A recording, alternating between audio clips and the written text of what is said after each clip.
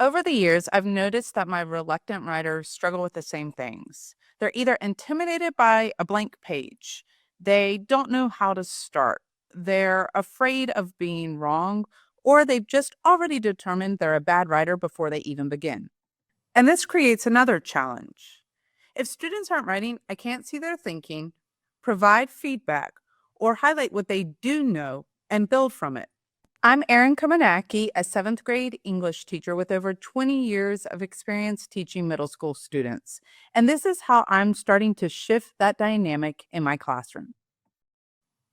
I never stopped to consider how formal writing felt in my classroom. Even when I framed it as practice, students focused on getting it right rather than viewing every writing activity as a chance to grow. Using We Will Write has helped to show students that writing is a series of skills that we're constantly developing.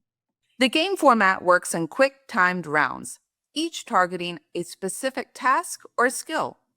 In anonymous teams, each student individually responds to a teacher prompt in a short burst of 3 to 4 minutes.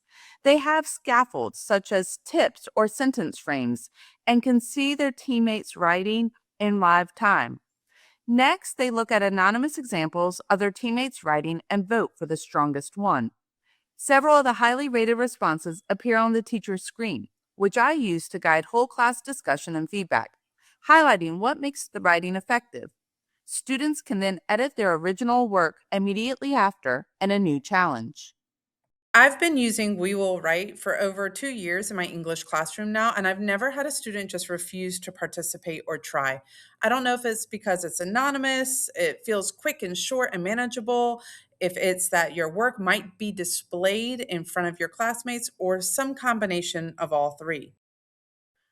The first time I introduce We Will Write, I start with a low stakes, fun prompt to just get students trusting the process.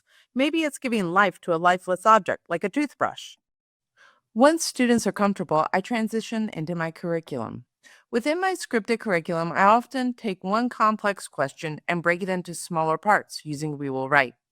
Instead of asking students to answer everything at once, I turn each part into its own challenge. So, for example, after reading a text selection, I may use We Will Write to have students answer the following: name an organizational pattern the author uses. Then, in the next challenge, in what paragraph do we see that pattern? So that each round builds on the previous.